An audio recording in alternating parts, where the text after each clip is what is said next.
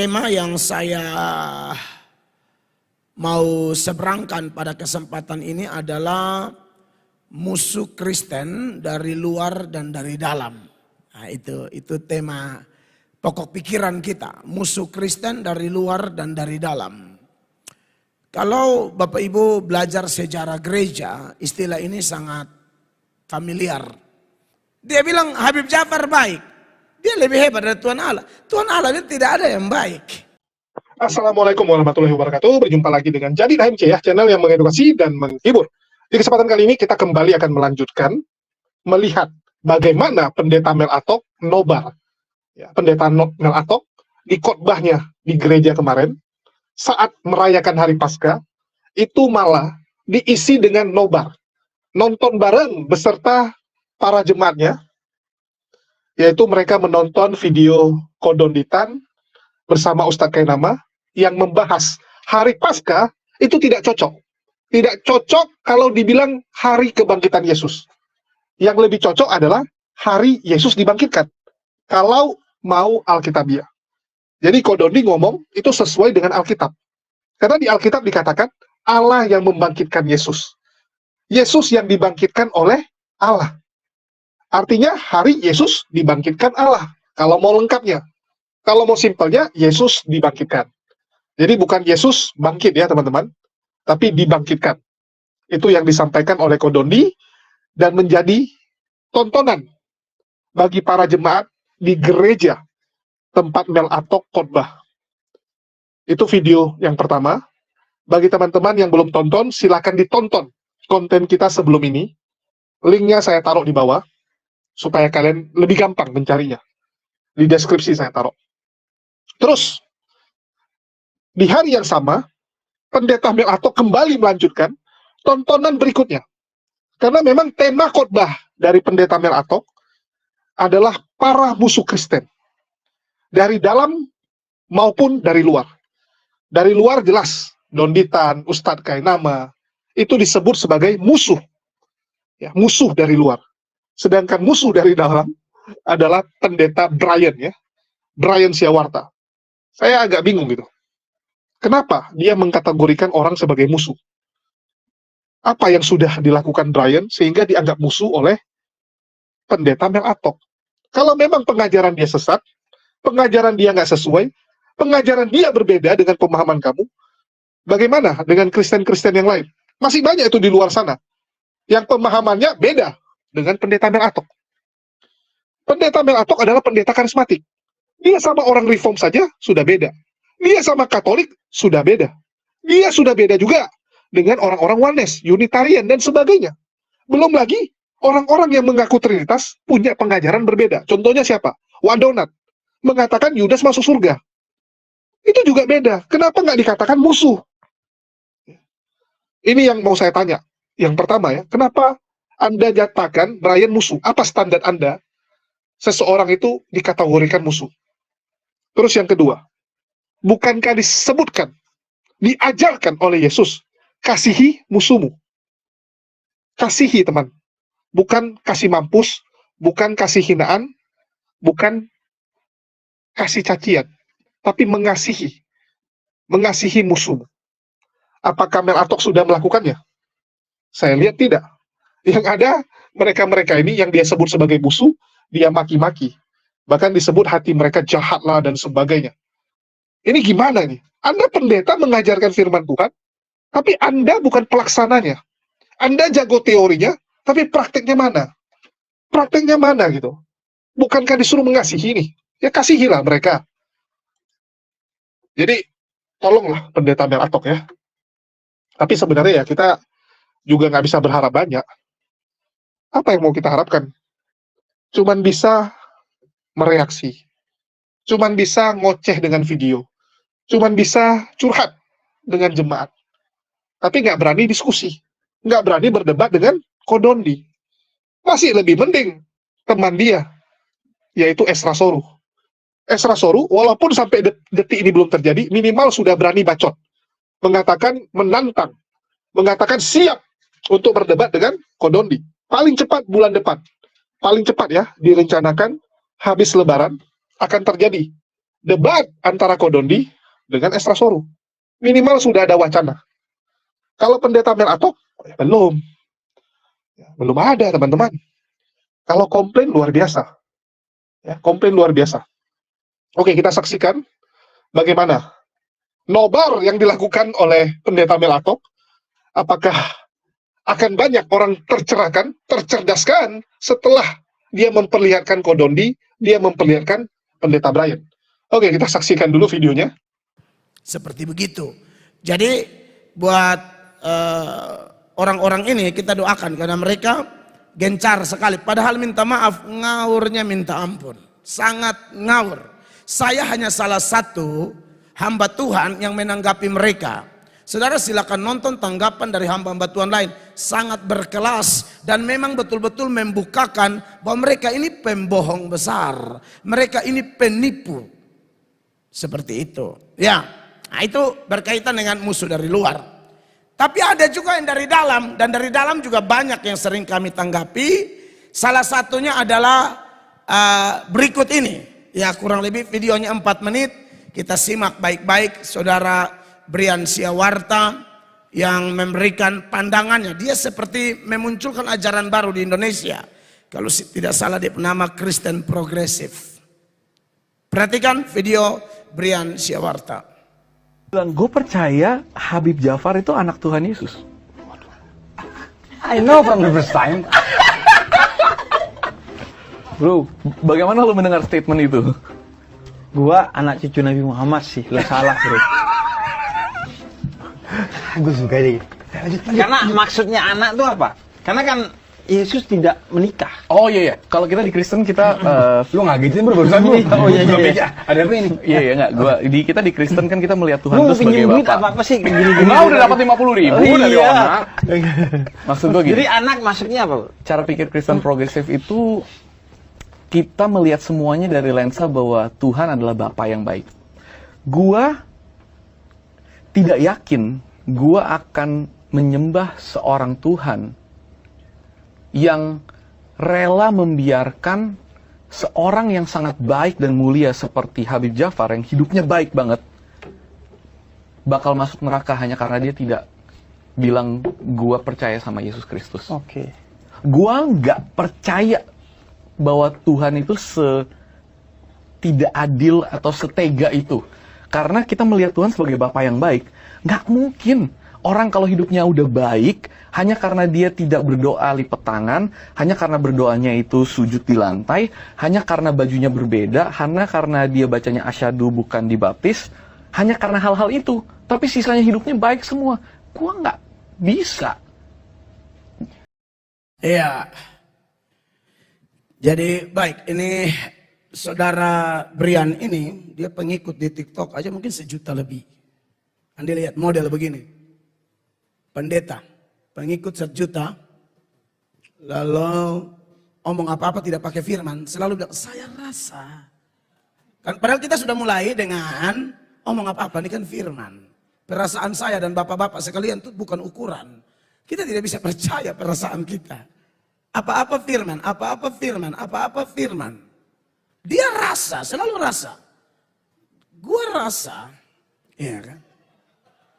Gua rasa, gua tidak mungkin menyembah seorang Tuhan yang gara-gara orangnya tidak dibaptis, apa segala macam, seperti Habib Jafar. Ini anak begini mulia, baik. Lihat, ini saya temukan manusia-manusia model begini. Tuhan mereka rendahkan, tapi manusia mereka tinggi-tinggikan. Itu seperti saya khotbah hari Sabtu kemarin di radio, itu ahli Taurat orang Farisi datang di Pilatus, baru bilang, Pilatus Tuhan, tapi Yesus penyesat. Anda bisa bayangkan. Ini manusia pada tokoh agama loh. Jadi mereka merendahkan Yesus, tapi meninggikan Pak Gubernur, Pak Pilatus. Itu ada di Matius 27 ya, ayat 62. Matius 27 ayat 62. Keesokan harinya, yaitu sesudah hari persiapan, datanglah imam-imam kepala dan orang-orang Farisi bersama-sama menghadap Pilatus. Ayat 63. Dan mereka berkata, Tuhan kami ingat bahwa si penyesat itu sewaktu hidupnya berkata, sesudah 3 hari aku akan bangkit. Iya, ini saya sudah menjawab apa ya? Menjawab yang tadi siapa? Itu dua tuh. Donditan dengan Ahmad Kainama. Yesus bilang, aku akan bangkit. Dia bisa bangkit sendiri. Itu sudah data banyak. Tapi maksud saya, yang saya persoalkan dari Matius 27 ayat 63 ini, manusia mereka agungkan begitu rupa, tapi Tuhan mereka rendahkan. Mungkin Brian tidak omong, Tuhan penyesat. Tidak. Tapi dari cara dia mengajar secara kacau, Tuhan omong lain, dia bikin lain. Tuhan omong lain, dia ajar lain. Nah ini bahaya.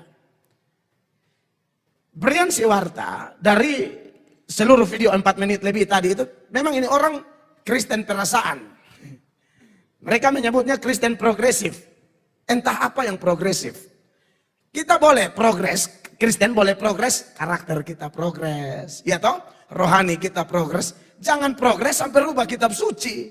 Itu progres yang dari setan. Ini sudah jelas-jelas rubah kitab suci. Dia bilang, Habib Jafar anak Tuhan Yesus. Habib Jafar tidak mau. Habib Jafar saya anak Muhammad. Wih, itu kan kita tahu orang Islam Habib Jafar tidak mungkin mengakui Yesus Tuhan. Jadi dia Habib Jafar kayak geli. Loh, anak Tuhan Yesus bagaimana? Bukan saya anak Nabi Muhammad. Kan begitu. Nah, Brian jangankan orang Kristen, orang Islamnya geli dia punya. Mana ada semua anak Tuhan Yesus? Tidak ada. Tidak ada. Tidak semua ini anak Bapa. Kalau semua ciptaan Bapa, iya. Tapi kalau belajar kitab suci, semua anak Bapa, tidak. Siapa yang akui Yesus sebagai Tuhan, percaya Yesus sebagai Tuhan, itu baru anak Bapa secara rohani.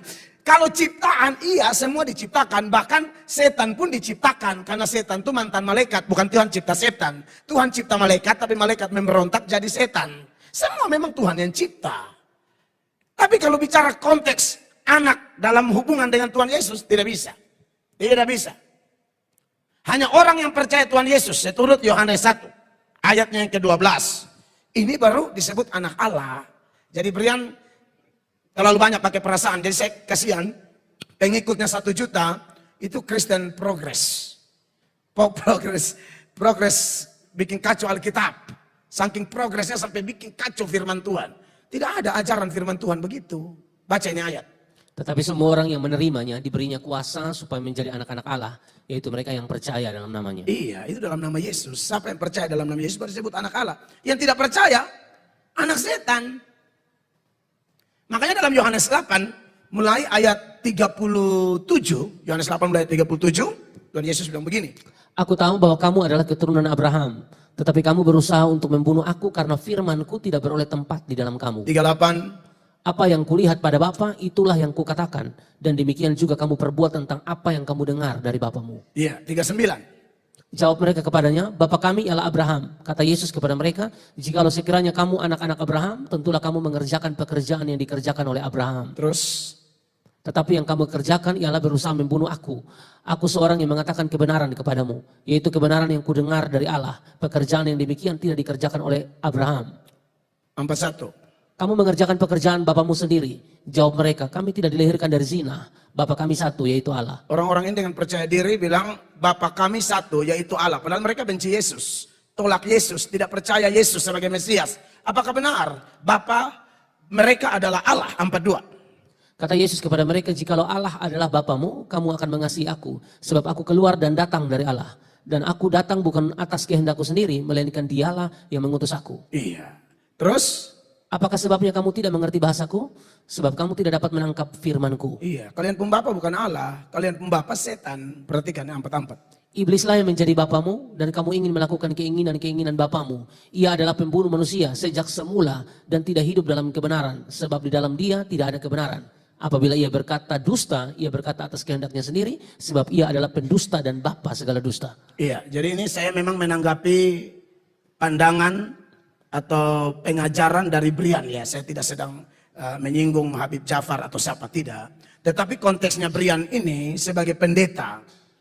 Lalu dia omong seperti itu jelas kacau balau. Dan lagi selain dia lupa mungkin ini ayat. Atau memang dia pandangannya memang kacau sekali. Tidak mengerti Alkitab.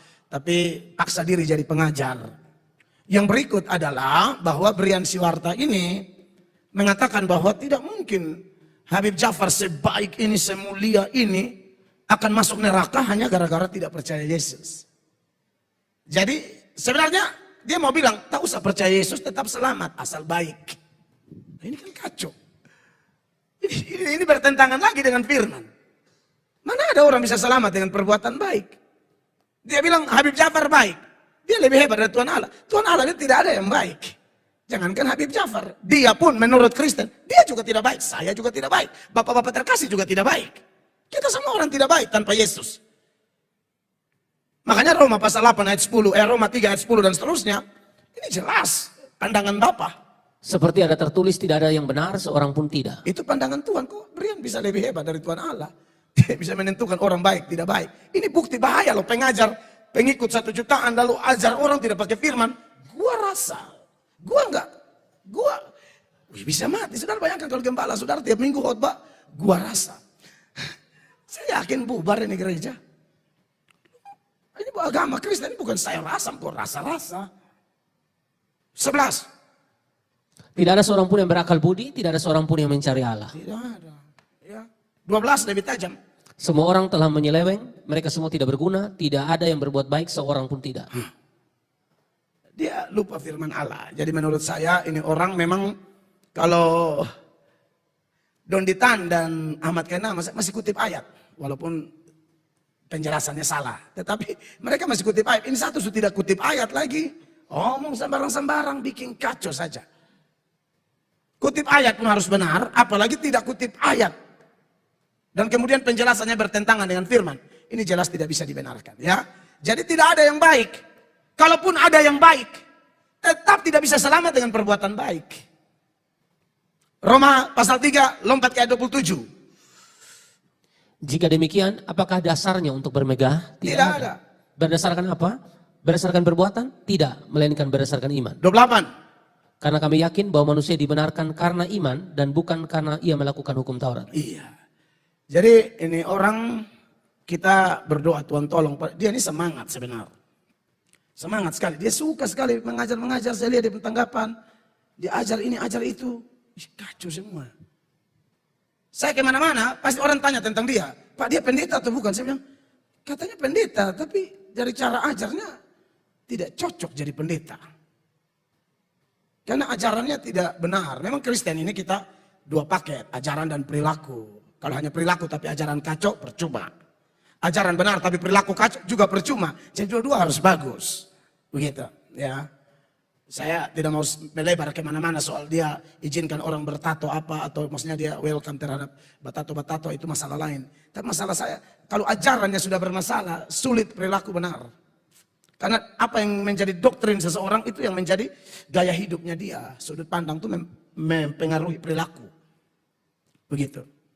Jadi jelas bahwa pandangan Brian Siwarta ini buat Brian kalau Anda dengar, Anda punya ajaran sangat kacau kawan. Kawan harus belajar banyak-banyak dulu. Baru kawan ngomong-ngomong supaya kasihan orang bingung. Kasihan yang Islam aja kaget. Lu bilang di anak Tuhan Yesus. Dia mana mau. Tuhan Yesus belum tentu mau kan. Iya toh. Sampai Habib wih sembarang. Berani Haji Habib bilang amin. Habis orang Islam hantam lu. Iya toh. Islam tidak percaya Yesus sebagai Tuhan lah. Kau jangan paksa-paksa Brian. Sudah itu kita pun Tuhan. Ini mirip-mirip universalisme ajarannya, tapi dia pakai istilah baru, ya Kristen progresif, begitu. Jadi tidak bisa, saudara Brian dan siapapun tidak bisa selamat karena berbuat baik. Selamat harus melalui Tuhan Yesus, tidak bisa tidak bisa. Jadi kau jangan tipu orang, jangan ajar bodoh-bodoh. Brian harus bertobat, ya.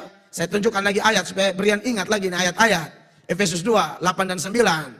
Supaya jangan sembarang. Sebab karena kasih karunia kamu diselamatkan oleh iman, itu bukan hasil usahamu tetapi pemberian Allah. Itu bukan hasil pekerjaanmu, jangan ada orang yang memegahkan diri. Iya, bagaimana kau bisa selamat dengan hanya gara-gara sangat baik dan mulia? Tidak bisa, ya. Karena ini konteksnya kamu sedang bicara Kristen, walaupun kau pakai nama yang modern tapi isinya kacau sekali. Jadi tidak ada orang bisa selamat karena perbuatan baik. Harus percaya Yesus. Satu-satunya penyelamat, tidak ada yang lain. Hanya dengan percaya Yesus orang bisa masuk surga. Yesus bilang aku jalan, kebenaran dan hidup. Tidak ada seorang pun dapat datang kepada Bapa kalau tidak melalui aku. Yohanes 14 ayat 6. Kamu di depan orang beda agama, kamu korbankan kebenaran. Petrus di depan orang beda agama, Petrus ngomong bahwa tidak bisa, harus percaya Yesus. Kisah 4 ayat 12. Kamu belajar dari Simon Petrus. Kalau tidak mau belajar dari kami, langsung dari Simon. Dan keselamatan tidak ada di dalam siapapun juga selain di dalam Dia, sebab di bawah kolong langit ini tidak ada nama lain yang diberikan kepada manusia yang olehnya kita dapat diselamatkan. Iya, inilah contoh hamba Tuhan dipimpin Roh Kudus. Di depan beda agama pun dia bilang tidak ada jalan lain.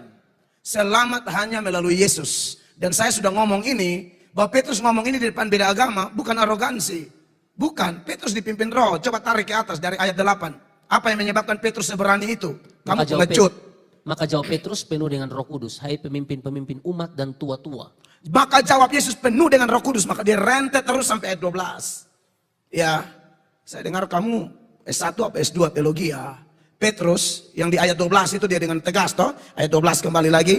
Dan keselamatan tidak ada di dalam siapapun juga selain di dalam Dia, maksudnya Tuhan Yesus. Sebab di bawah kolong langit ini tidak ada nama lain yang diberikan kepada manusia yang olehnya kita dapat diselamatkan. Petrus tidak S2 kayak kau. Baca ayat 13. Ketika sidang itu melihat keberanian Petrus dan Yohanes dan mengetahui bahwa keduanya orang biasa yang tidak terpelajar, heranlah mereka dan mereka mengenal keduanya sebagai pengikut Yesus. Tidak terpelajar, ya, tidak sekolah tinggi kayak Anda, tapi dipenuhi Roh dan belajar langsung dari Yesus dengan sungguh-sungguh baru khotbah.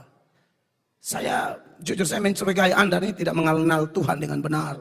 Kamu tidak mengenal Tuhan. Tuhan Yesus yang mana yang ajar model begitu? Bilang orang tidak usah percaya Yesus, cukup baik selamat. Kamu menghina Injil. Kalau cukup baik selamat itu sama dengan kau hina pengorbanan Tuhan Yesus di Golgota. Karena Tuhan Bapa tahu tidak ada orang bisa selamat karena berbuat baik. Maka sebelum dunia dijadikan, Bapa sudah siap anaknya menjelma supaya mati ganti kita. Begitu. Kamu berbahaya sekali bagi Kristen. Bagi saya kamu musuh dari dalam. Salah satu musuh dari dalam yang sedang bikin kacau ajaran Kristen. Dan semua orang Kristen harus waspada dengan dia. Doakan dia supaya dia bertobat. Dia punya ajaran ngawur sekali. Obrolan lalu posting di sosial media model begini di depan orang beda agama. Kau bisa bilang tidak perlu percaya Yesus. Tidak mungkin masuk neraka. Ujung-ujung lu bilang dalam video itu, kau tidak percaya ada neraka juga. Aduh. Iya, teman-teman sudah saksikan ya. Jadi saya, susah nih. Soalnya ini internal mereka ya. Kita pun jangan terlalu masuk. Kalau kau Dondi tadi oke lah. Karena apapun ceritanya, ya kita harus meluruskan. Meluruskan apa yang sudah disampaikan oleh Mel Atok.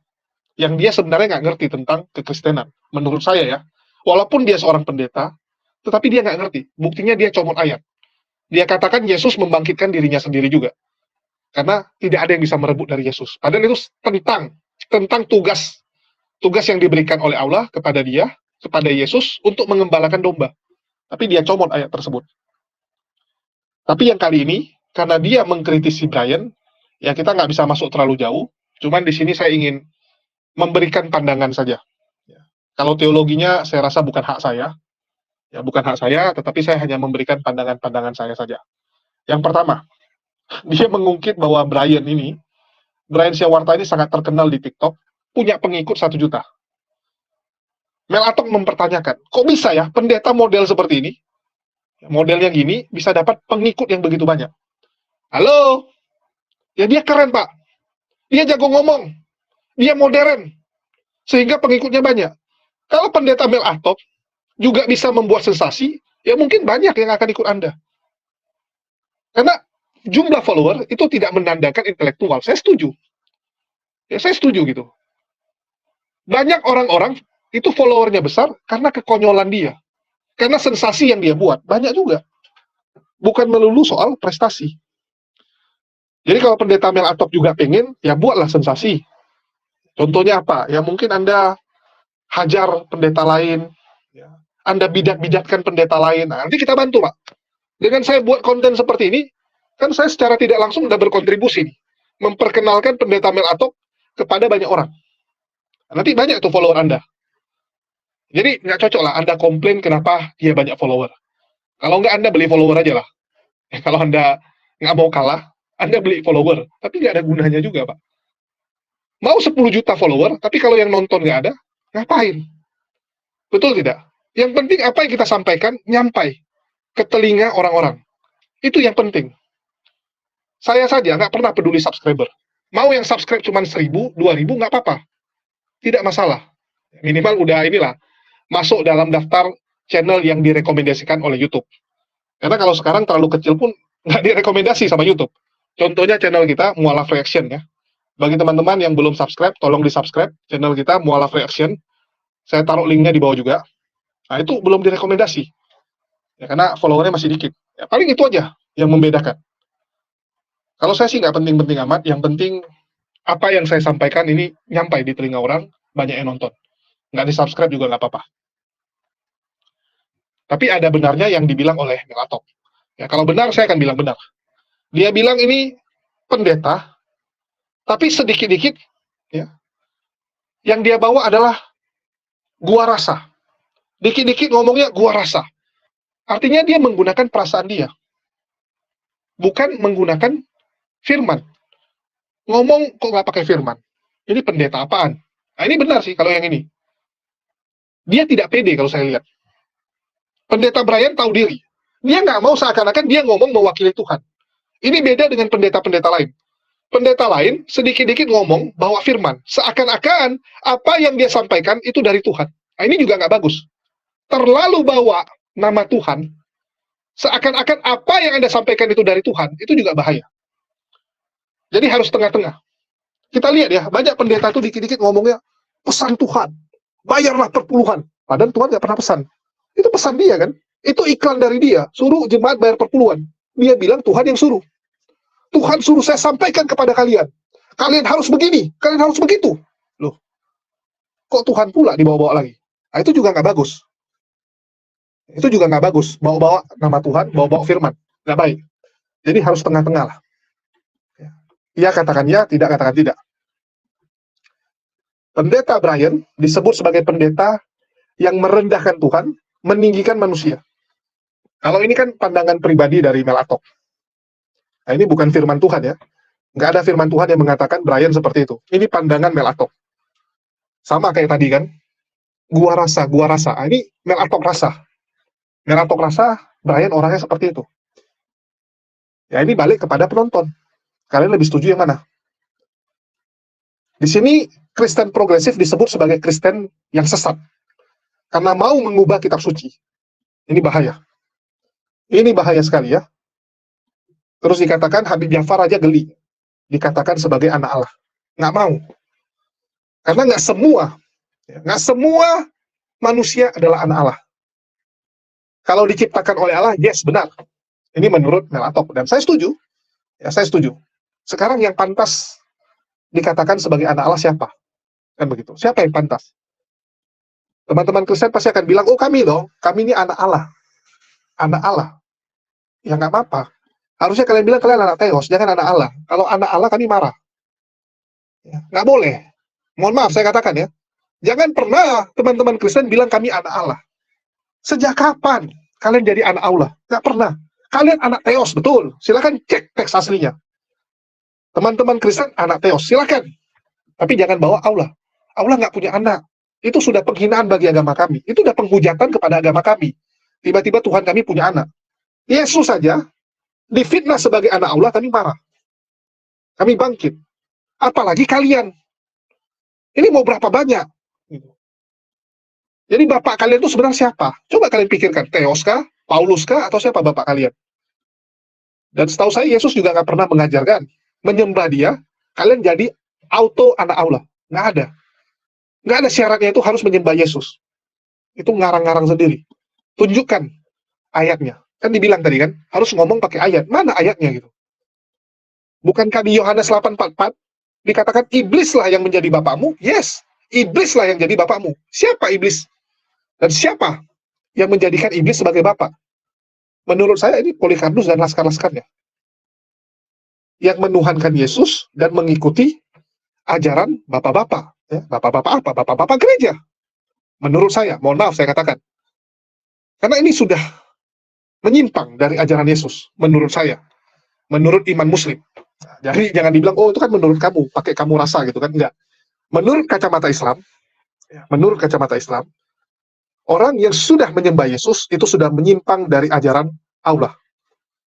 Itu iman kami. Terus dia komplain masalah Brian ya, yang mengatakan nggak perlu harus percaya Yesus, Yang penting berbuat baik, maka Anda akan selamat. Untuk hal ini saya harus katakan memang apa yang disampaikan Brian itu sudah menentang iman kekristenan. Karena fundamental dari iman Kristen, ya, adalah harus mempercayai Yesus mati di kayu salib untuk menebus dosa kalian. Kalian tidak akan selamat kalau Yesus tidak mengorbankan dirinya. Kalau Yesus tidak mati di kayu salib. Itulah kenapa teman-teman muslim ya, itu kalau ngomong bahwa Yesus nggak mati, Yesus selamat, itu sudah sama dengan menggugurkan iman teman-teman Kristen. Itulah kenapa mereka marah. Itulah mereka menentang keras. Karena kalau tidak ada pengorbanan di kayu salib, udah selesai. Maka sia-sia iman teman-teman kita yang di sebelah. Terus dia bilang, ini masih mending Ustadz Kainama dan Donditan. Kalau Dondi sama Kainama ngomong bawa ayat, bawa dalil. Walaupun itu main asal kutip dan tidak sesuai. Menurut Mel Atok ya, tidak sesuai versi dia. Bukan versi kebenaran, versi dia. Kalau Brian sama sekali ngoceh berdasarkan pemikirannya sendiri. Nggak ada ayatnya, nggak ada dalilnya. Karena dia sudah gunakan akal. Dan dia sudah bilang, Bible kontradiksi. Silakan cek video kita. Ya, silakan cek video kita sebelumnya. Brian sudah mengatakan, dia tidak percaya Bible. Dia udah bilang Bible kontradiksi. Jadi nggak mungkin dia bawa ayat Bible. Betul tidak? Kalian udah katakan, buku ini salah. Ya, buku ini kontradiksi semua. Kan nggak mungkin kalian disuruh bawa data dari buku itu. Dia udah nggak percaya, gimana dia bawa data itu? Ngawur juga nih Mel Atok ya, maksain gitu. Dia udah nggak percaya, jadi harap dimaklumi. Terus dibilang satu-satunya cara masuk surga adalah harus percaya kepada Yesus. Ini juga tidak 100% benar ya. Saya harus katakan apa yang disampaikan Mel Atok ini juga kurang tepat. Kenapa saya bilang kurang tepat? Ya karena memang bukan seperti itu maksudnya teman-teman. Jadi percaya sama Yesus itu hanya salah satu tiket awal. Ya, hanya salah satu syarat awal. Terus ada syarat berikutnya, yaitu perbuatan kamu. Seperti yang disampaikan Yakobus 2. Ya. Perikopnya, iman tanpa perbuatan pada hakikatnya adalah mati. Apakah gunanya, saudara-saudaraku, jika seseorang mengatakan bahwa ia mempunyai iman? Artinya apa? Iman percaya Yesus kan gitu. Bahwa ia percaya Yesus, padahal ia tidak membuat perbuatan. Dapatkah iman itu menyelamatkan dia? Jika seorang saudara atau saudari tidak mempunyai pakaian dan kekurangan pakaian sehari-hari, dan seorang dari antara kamu berkata, selamat jalan, kenakanlah kain panas dan makanlah sampai kenyang, tetapi ia tidak memberikan kepadanya apa yang perlu bagi tubuhnya, apakah gunanya itu? Demikian juga halnya dengan iman. Jika iman tidak disertai perbuatan, maka iman itu pada hakikatnya adalah mati. Ya. Jadi iman tanpa perbuatan hakikatnya mati. Jadi nggak ada gunanya kalian punya iman kepada Yesus, tapi perbuatan kalian nggak benar. Jadi dua-dua harus ada. Yang dikatakan oleh Brian, cuman perbuatan tanpa iman. Ini juga salah. Yang dikatakan oleh Mel Atok, modal hanya beriman kepada Yesus, maka Anda selamat, itu juga salah. Dua-dua orang ini salah, menurut Islam ya. Menurut Islam dua-duanya salah. Harus ada iman, baru ada perbuatan. Maksudnya apa? Iman itu adalah percaya la ilaha illallah. Hanya Allah Tuhan kita. Itu iman. Iman kita percaya kepada Allah. Baru yang kedua perbuatan kita. Kumpulkan pahala. Akhlak ibadah kita. Islam menjelaskan dengan sangat tegas tentang ayat ini. Dijelaskan secara detail bagaimana cara ke surga, yaitu iman kita kepada Allah. Ikrar syahadat kita itu membawa kita punya tiket untuk ikut ujian. Untuk ikut ujian ya.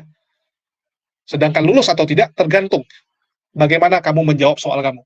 Tapi kalau kamu nggak punya tiket untuk ikut ujian, kamu tidak terdaftar sebagai peserta, ya nggak bisa. Sepintar apapun kamu, kalau kamu bukan peserta, nggak bisa. Nggak ada gunanya. Begitu juga, kamu jadi peserta, tapi kamu nggak bisa jawab. Kamu nggak punya perbuatan baik. Kamu nggak bisa jawab soal-soal tersebut, maka kamu gagal juga. Jadi sama aja. Tapi ya sudahlah, kita nggak akan terlalu jauh menanggapi mereka ya. Tapi saya mau kasih nampak satu video. Saya kasih nampak satu video supaya Mel Atok juga renungkan ini. Ya ini perkataan dari seorang pastor. yang mengatakan malah ya, yang kalian lakukan sendiri ini semua adalah penghujatan kepada Yesus. Jadi kalian merayakan Paskah, melakukan perjamuan, itu semua adalah penghujatan kepada Yesus. Menurut pastor ini, bukan menurut saya, ya, nanti jangan komplain. Ya, jangan komplain. Oke, saya iklan sedikit sebelum saya putarkan, sekaligus saya tutup. Ya, bagi teman-teman jangan lupa, kita punya satu channel lagi yang khusus untuk mereaksi. Tapi channel ini masih susah untuk dicari di menu pencarian, seperti yang saya bilang tadi. Belum bisa dicari. Kalian tulis mualaf reaction nggak keluar. Jadi cara satu-satunya adalah kalian harus dari channel ini. Ya. Kalau kalian nggak tahu channel ini nggak kelewatan karena kalian lagi nonton. Ya, kalian lagi nonton channel ini, artinya tinggal kalian klik nama Jadid HMC. Ya, begitu kalian klik, kalian akan masuk di menu ini. Kalian pilih komunitas, kalian pilih mualaf reaction. Ya, mualaf reaction. Begitu kalian pilih ini, ya udah tinggal di subscribe, selesai. Ya, selesai. Oke, sesimpel itu. Dan saya juga sudah taruh linknya di bawah supaya kalian nggak susah. Ya, ini udah kita bantuin semua ya, biar gampang. Oke, kita akan saksikan dan saya minta pendapat dari Pendeta Mel Atok lah. Ya, mengenai statement dari pastor ini, Anda setuju atau tidak? Oke, selamat menyaksikan dan di akhir kata saya ucapkan wassalamualaikum warahmatullahi wabarakatuh. Sampai jumpa di lain kesempatan.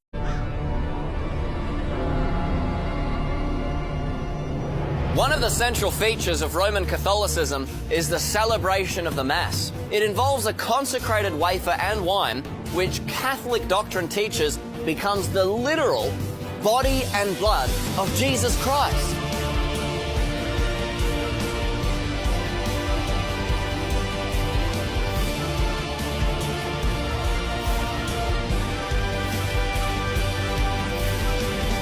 Many think the Roman Mass is just another form of the Lord's Supper or Christian communion, where Bible believers remember simply and symbolically the death of their Lord. But this is far from the truth. To understand the Mass, we need to understand what Jesus died for upon the cross. The Bible teaches that Christ, as our great high priest, died once upon the tree to atone for the sins of the ungodly by the shedding of his sinless and precious blood. His last words were, "It is finished." And there was no more blood to be shed. The price had been paid once, never to be repeated. Hebrews chapter 7 and verse 26 to 27 says, Christ the high priest, who is holy, harmless, undefiled, separate from sinners and made higher than the heavens, needeth not daily as those high priests to offer up sacrifice first for his own sins and then for the people's. For this he did once, when he offered up himself. Hebrews chapter 9 verse 28, so Christ was once offered to bear the sins of many.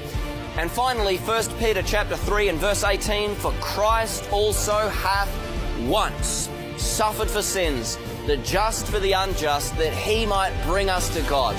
But in Catholic doctrine, as recorded by St. Alphonsus in his standard textbook for priests titled The Dignity and Duties of the Priest, writes, Jesus had died to institute the priesthood.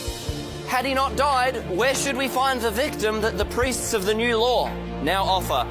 In other words, Alphonsus is saying that contrary to Scripture, Jesus died to provide himself a continuing sacrifice for priests of the Roman Church to offer up to God in the Mass.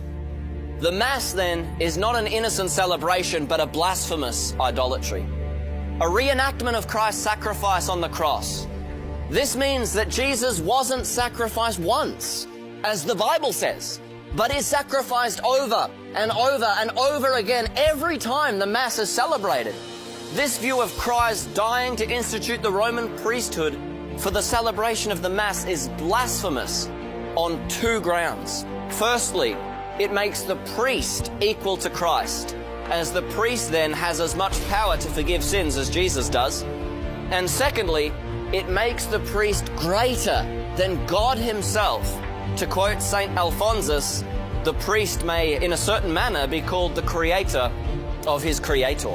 Since by saying the words of the consecration, he creates, as it were, Jesus in the sacrament by giving him a sacramental existence and produces him as a victim to be offered to the eternal Father. And to quote Saint Bernardine of Siena, The power of the priest is the power of the divine person. For the transubstantiation of the bread requires as much power as the creation of the world. This view of Christ dying to institute the Roman priesthood for the celebration of the Mass is not only blasphemous, but is rank idolatry. After the priest has supposedly turned the wafer and wine into the literal body and blood, the Roman Missal instructs the priest to kneel before the consecrated host and then elevate it above himself and say, "My Lord and my God," deifying the host.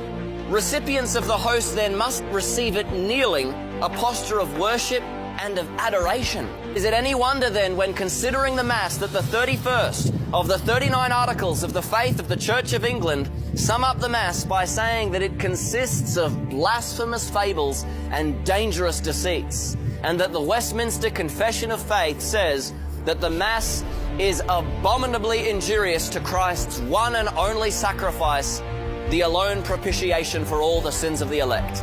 The Roman Church refers to the words of Jesus, "This is my body, which is broken for you," to prove their view of transubstantiation. Little do they realize, Jesus was holding the bread in his hand when he said that. Jesus also said, "I am the door," but he didn't become a door. He said, "I am the light," but he didn't become a light bulb. These sayings are to be understood symbolically, and the Lord's Supper is to be celebrated symbolically. Christ died once for the sins of many, a death which makes every Roman priest absolutely redundant and the Mass purposeless. And if you want to be saved today, run from the blasphemous idolatry of the Mass and run to the crucified and risen and reigning Christ alone, by faith alone, for all who call upon the name of the Lord shall be saved.